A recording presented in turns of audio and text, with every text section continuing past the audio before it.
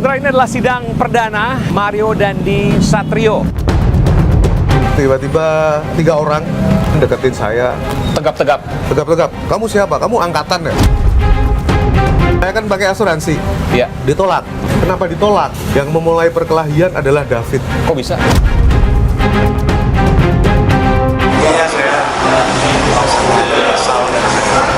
menyesal ya Mario ya.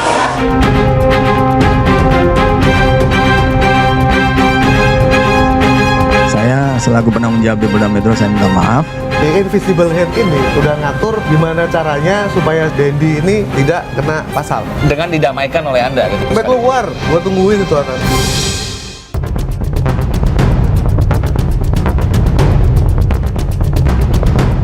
Sidang perdana kasus penganiayaan terhadap David Ozora dengan terdakwa Mario Dandi Satrio dan Shane Lucas digelar bergantian di Pengadilan Negeri Jakarta Selatan. Sidang dimulai dengan terdakwa Mario Dandi terlebih dahulu. Jaksa penuntut umum mendakwa Mario Dandi dengan pasal terkait penganiayaan berat rencana dengan ancaman hukuman maksimal 12 tahun penjara. Orang tua, keluarga, dan kuasa hukum David Ozora turut hadir dalam persidangan. Ada beberapa hal yang tadi disampaikan oleh klien kami belum disampaikan, sementara ini adalah krusial. Contohnya, lebih detail nanti kita sampaikan lagi, tapi contohnya adalah terkait pada saat MDS ini menghubungi anak korban pada tanggal 30, itu tentu bukanlah komunikasi baik, tetapi ada mengancam nembak, itu sudah sampai 2-3 kali. Dalam persidangan terungkap detail peristiwa penganiayaan David Ozora yang terjadi di Kompleks Green Permata Pesanggerahan Jakarta Selatan pada 20 Februari 2023. Sidang Mario Dandi menghadirkan 17 orang saksi serta melibatkan 12 jaksa, diantaranya merupakan jaksa yang pernah menangani kasus Verdi Sambo. Namun sebelumnya, menjelang persidangan, Mario Dandi mengganti pengacaranya. Ia juga dipindahkan dari Rutan Cipinang ke Rutan Salemba. Mario Dandi Satrio alias Dendi tampak senang-senang saat melakukan kekerasan sadis terhadap anak korban Kristalino David Ozora alias Wareng dengan seolah-olah sedang melakukan permainan sepak bola dengan mengatakan, "Enak main bola ya," dan dilanjutkan dengan perkataan terdakwa Mario Dandi alias Dendi, "Free kick, sini bos, free kick, gini bos." Bahwa selanjutnya terdakwa Mario Dandi Satrio alias Dendi melanjutkan kekerasan sadisnya ke arah kepala anak korban Kristalino David Ozora alias Wareng yang sudah dengan jelas diketahuinya dalam keadaan tergeletak, diam, tak bergerak. Sementara itu, atas dakwaan jaksa, Mario Dandi disebut tidak akan mengajukan eksepsi. Sidang pun akan dilanjutkan dengan pemeriksaan saksi yang akan digelar pada 13 dan 15 Juni 2023. Hakim meminta jaksa penuntut umum untuk memprioritaskan saksi yang ada di lokasi penganiayaan.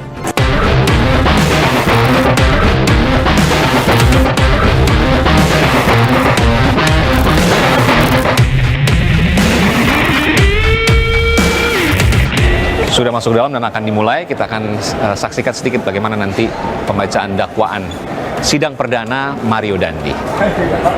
Oleh Dendi tampak senang-senang saat melakukan kekerasan sadis terhadap anak korban Kristalino David Ozora alias Wareng dengan seolah-olah sedang melakukan permainan sepak bola dengan mengatakan, "Enak main bola ya," dan dilanjutkan dengan perkataan terdakwa Mario Dandi alias Dendi, "Free kick, sini bos, free kick, gini bos."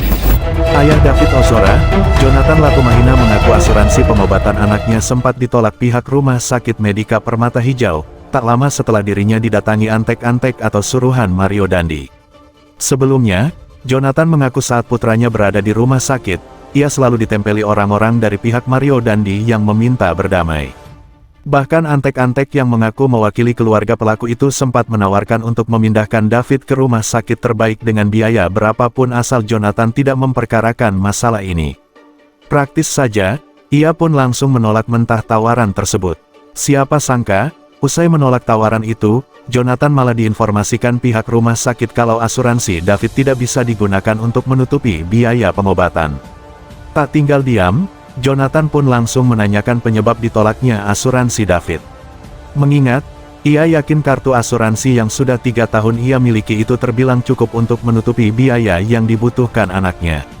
Namun, pihak rumah sakit menyebut bahwa asuransi David tak bisa digunakan lantaran ada klausal yang dilanggar. Bahwa pertama kali saat kejadian ada sejumlah orang yang begitu ketat menempel Bang Jo untuk menghapus peristiwa ini. Bisa Iya. ceritakan? Itu tanggal 20 Februari. Pada pas saat kejadian. Oke. Saat kejadian, waktu itu saya dapat info, kemudian David dibawa ke Medika oleh Pak Rudi, salah satu saksi juga. Saya kaget karena pemberitahuannya David dipukuli. Oke. David dipukuli. Belum lihat fotonya waktu itu?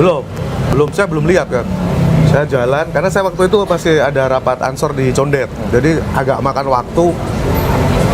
Saya ke rumah sakit, pas saya lihat saya kaget, saya benar-benar nggak bisa berucap apapun gitu, karena kondisi anak saya sudah posting juga di Twitter waktu itu. Jadi mukanya itu sebelah kanan sini tuh kayak luka parut gitu. Ada kemungkinan diseret? Seperti diseret, Oke, seperti. padahal waktu rekonstruksi kan nggak ada peristiwa penyeretan ya? Nggak ada. Tapi ada luka Nggak parut? Ada, nanti fotonya kan bisa kelihatan. Oke. Jadi seperti luka terseret, pemirsa? Kemudian telinga bagian kanan berdarah, keluar darah. Iya. Keluar darah. Terus bibirnya sobek bagian dalam. Nah, dijahit, terus giginya patah sebelah sini. Kemudian di alis luka cukup dalam juga. Kemudian di siku ada beberapa. Sebelah kanan semua ini ya? Sebelah kanan semua. Oke. Sebelah kanan semua. Jadi kalau ada dugaan diseret ya masuk akal, meskipun ya kita harus Ya. nanti hormati ya dari rekonstruksi sampai persidangan nanti. Tapi lukanya memang saya nggak pernah lihat ada luka dipukul seperti itu, bahkan MMA aja nggak ada yang kayak gitu. Yang Iya, sampai lukanya kayak gitu. Ini baru pertama kali diungkapkan, pemirsa, ini eksklusif ya, disampaikan bahwa mayoritas luka sebelah kanan. Sebelah kanan. Bahkan saya sempat juga melihat fotonya waktu Ya. itu. Memang telinganya itu berdarah. bukan seperti dikatakan di benda tumpul. Kalau Ya. ditonjok misalnya dan sebagainya kan Ya. benda tumpul ya. Lebam kan. Lebam. Ini bukan, tapi Bukan. seperti Luka betul, parut. Luka parut diseret. Setelah saya lihat itu, kemudian tiba-tiba ada 3 orang. Saya kira polisi waktu itu. Oke. Karena di situ juga ada polisi. Ini di rumah sakit ini. Di rumah sakit Medika, Permata Hijau. Kemudian deketin saya, Pak, saya dari pihak pelaku. Oke. Tegap-tegap. Tegap-tegap, orangnya tegap-tegap, ada 3 orang. Itulah kenapa saya langsung teriakin mereka. Kamu siapa? Kamu angkatan ya? Kalau kamu angkatan, matra apa kamu? Dari mana? Siapa bosmu? Saya tanya itu. Saksinya banyak waktu itu. Salah satunya Pak Rudi ada, dan Abu juga lihat. Pas saya teriak-teriak itu langsung pada datang kan. Terus mereka enggak, saya bukan dari mana-mana. Saya hanya mewakili keluarga. Saya teriakin, catat nama saya. Tuh, saya teriak itu. Terus saya jelaskan saya siapa. Terus baru setelah itu mereka minggir. Oke, ini tegap-tegap 3 orang laki-laki. 3 orang laki-laki. Mungkin kelihatan bawa senjata misalnya? Enggak. Enggak ya? Enggak. Berapa lama mereka di sana? Itu kejadian malam kalau nggak salah. Malam hari Malam, dia cabut itu sampai pada pas kita pada bikin laporan. Jadi seharian ya, 24 jam. 24 jam di sana. Jadi mereka cabutnya tanggal 21. Mereka udah nggak kelihatan di situ. Oke. Karena menurut Kiki itu ada 2 mobil. Oh, jadi 24 jam ditungguin terus? Iya, Bang Jo ditungguin. ini? Dan saya diajak ketemu tuh sampai 2 kali waktu itu. 2 kali. Minta supaya ini diputihkan. Iya. Supaya nggak dikasuskan. Sampai Berapapun dia bilang gitu. Oh, dia bilang berapa? Berapapun. Maksudnya dia siap bayar? Iya, berapapun biaya kita yang tanggung. Kalau perlu kita ke rumah sakit yang terbaik, ke rumah sakit yang terbaik. Saya langsung mikir, ini saya teriak-teriak begini di depan saya ada penyidik dari Oh ini di Polres? Oh, Bukan, Polsek ya? di rumah sakit. Tapi Rumah kan ada sakit. penyidik di Oh, situ. Oke, baik. Ada penyidik, saya teriak-teriak seperti itu. Oke. Tapi ya responnya ya biasa aja gitu loh. Responnya biasa aja. Dari penyidiknya maksudnya? Dari ya mungkin karena nggak ada hubungannya atau apa, saya nggak ngerti. Tapi kenapa dia selalu mepet saya itu selalu pas ada penyidik-penyidik ini? Dan bahkan penyidiknya pada waktu itu tidak berusaha, Pak, biarkan. Ini Enggak. proses hukum Enggak. jalan. Enggak. Nggak ada. Penyidiknya diam saja waktu itu? Diam aja. Saya tanya, Bapak tahu ini? Oh, nggak tahu kita.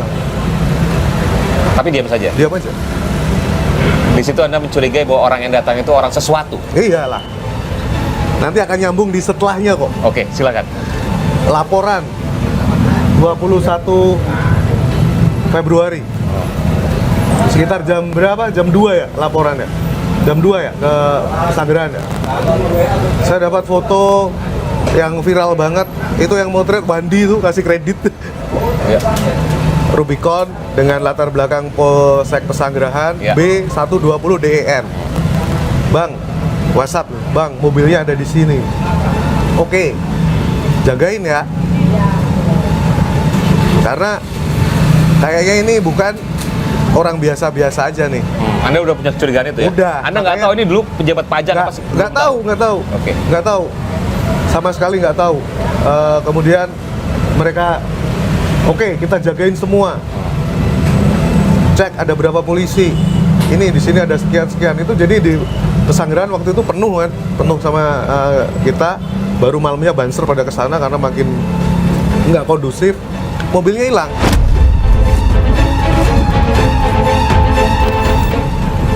Bang, mobilnya nggak ada. Terus saya bilang, tanyain kemana mobilnya. Dijawab sama polisi, mobilnya dipakai untuk menjemput saksi. Saya udah langsung, wah ini mafia ini.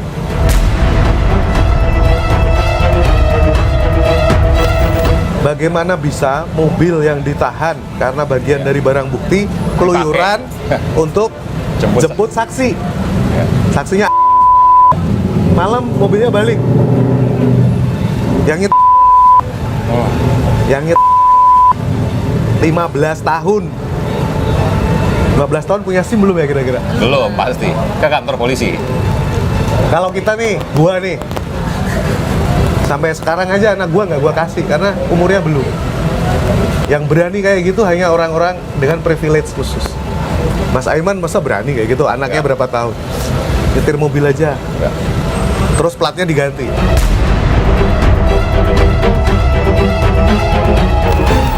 Dan barang bukti. Dan barang bukti. Yang plat belakangnya PBP. Kan berubah tuh malamnya. Ya, ya. Siangnya B120 DEN, malamnya jadi PBP. Apa jawaban polisi? Enggak ada penggantian. Mobilnya tetap ada kok. Jadi dalam hal ini logika kita lagi diperkosa gitu loh.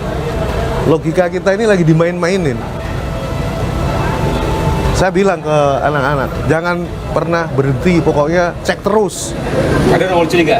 Oh, Ini pasti iyalah. sesuatu nih. Iyalah. Ini orang siapa ini? Iyalah. Bahkan Anda berpikir jangan-jangan mafia yang bisa nyuruh-nyuruh dan lain sebagainya. Saya harus tanyakan, mohon maaf. Ke depan bayangan seperti apa anak Anda belum bisa membayangkan soal ini. Tapi Dokter Tatang selalu menyampaikan ini kualitas hidupnya turun. Jadi mohon keluarga lebih kuat.